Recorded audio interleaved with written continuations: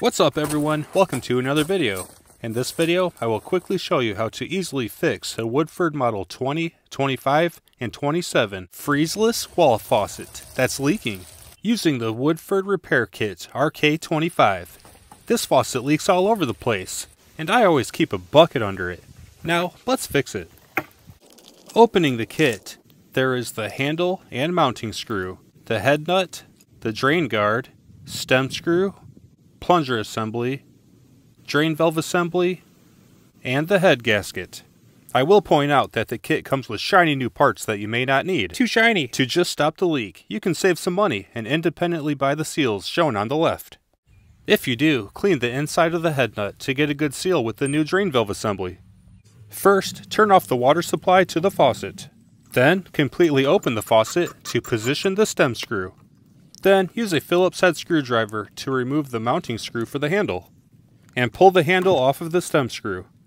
Next, remove the head nut, but note that it has left-hand threads, which is opposite than normal, so rotate it clockwise to remove it. If your faucet is not well secured, use a wrench to hold it in place while you break loose the head nut, and continue to rotate it clockwise, all the way out.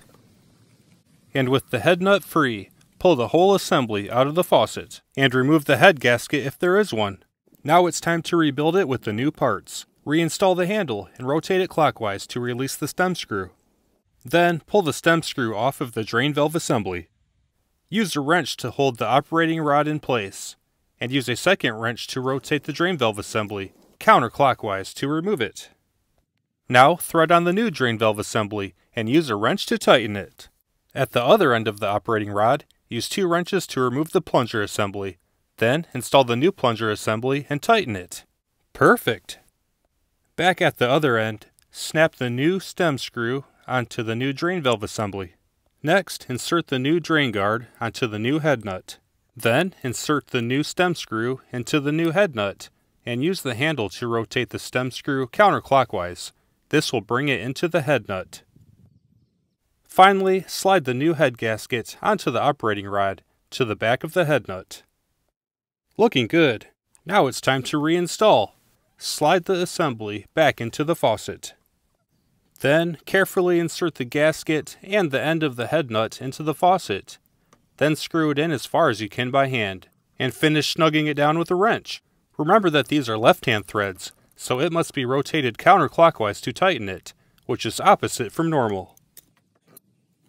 Then, insert the new handle, and secure it in place with the new screw, and rotate the handle to close the valve. Turn the water supply back on, and you're all set. There are no more leaks. Victory! And I don't need this bucket anymore. As always, I hope this was helpful. Have a great day, and I'll see you in the next video.